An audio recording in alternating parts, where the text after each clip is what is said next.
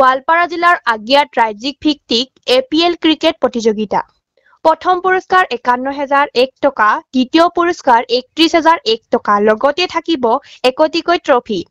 গোৱালপাৰা জিলাৰ আগিয়াত এদল উদ্যমী ক্ৰীড়াপ্ৰেমী যুৱকে পোনপ্ৰথমবাৰৰ বাবে আয়োজন কৰিছে APL।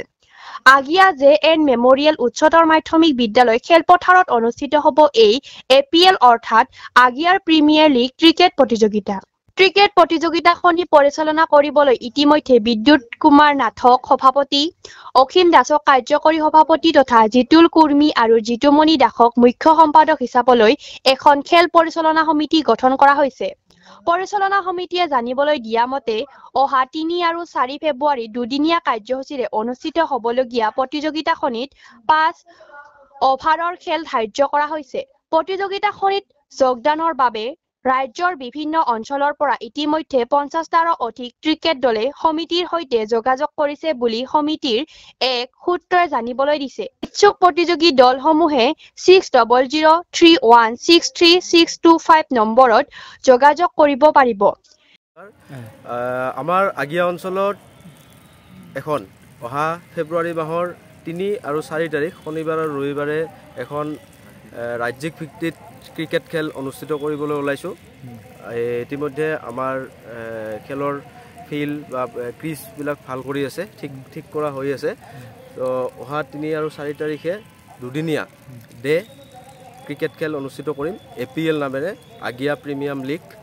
তো প্ৰথম বাৰ্ষিক এইবাৰ প্ৰথমবাৰৰ কাৰণে আমি খেলখন অনুষ্ঠিত কৰিব ওলাইছোঁ। ইতিমধ্যে আমাৰ বিভিন্ন জেগাৰ পৰা ক্ৰিকেট দলসমূহ নাম ভৰ্তি কৰি আছে।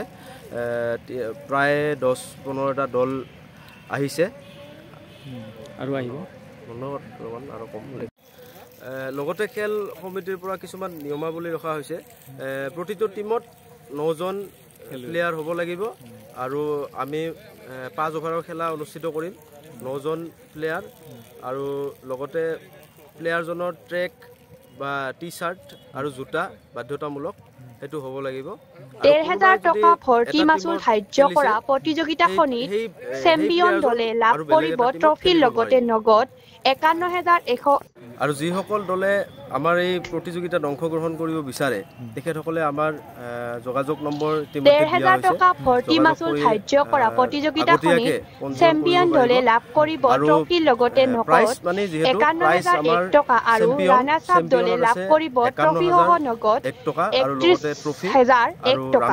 প্ৰতিযোগিতাখনিত মেন অফ দা লগতে ট্ৰফি আৰু ফাইনেল মেটচ যিদিনা হ'ব, ফাইনেল মেটচৰ কাৰণে মেন অফ দা মেটচ হিচাপে ৩,০০০ টকা দিয়া হ'ব আৰু জইন ফিজ ৰখা হৈছে ১৫০০ টকা।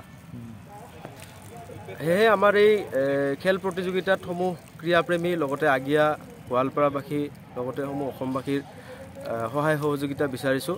যিবিলাক আচলতে যিটো প্ৰচাৰ হ'ব লাগে, য'ত ভাল দল আছে, ক্ৰিকেট দল আছে, সেইসকলে খবৰটো পাব লাগে আৰু আমাৰ ইয়াত আহি APLত জইন কৰিব লাগে।